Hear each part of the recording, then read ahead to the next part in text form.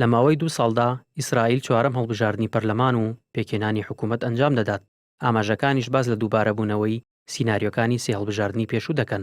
ڕۆژی 23 ئەم مانگە هاوڵاتیانی ئیسرائیل جارێکی دیکە چوونەوە سەر سندوقەکانی دەنگدان بۆ دیاریکردنی پەرلەمان و حکوومەتی داهاتوو.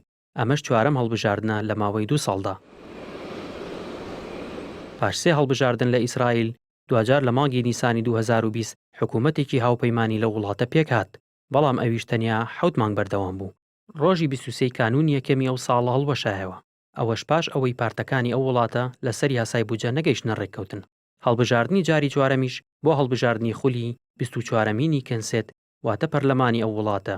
هاوشێوەی هەڵبژاردنەکانی پێشوو پڕە لە ململالێ و ناڕوونی.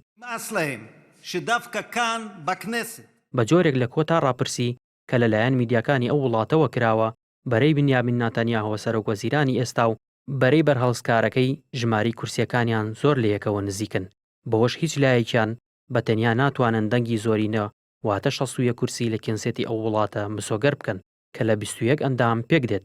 بەڵام لەم نێوەندەدا چەند پارتێکی دیکە هەن کە تا ئێستا خۆیان بۆ هیچ کام لەم دووبەرەیە یەکلا نەکردووەتەوە. ئەوانیش پارتی یەمینا و لیستی هاوبەشی حیزب عەرەبیەکان دەکرێت دوای هەڵبژاردن بچنە پاڵ هەریەک لەو دوو پارتە هاوپەیمانە.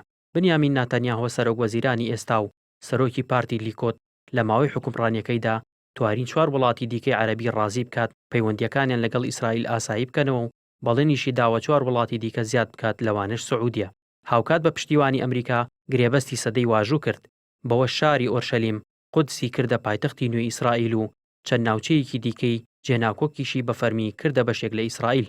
بەڵام هەموو ئەمانە نەیتوانی دەنگی زۆرینەی ئیسرائیلەکانی بۆ مسۆگەر بکات و وا دەردەکەوێت هەروە بە ئاسانی چاوپۆشی لە دۆسیەی بەرتیل و گەندەڵیە داراییەکانی ناکەن.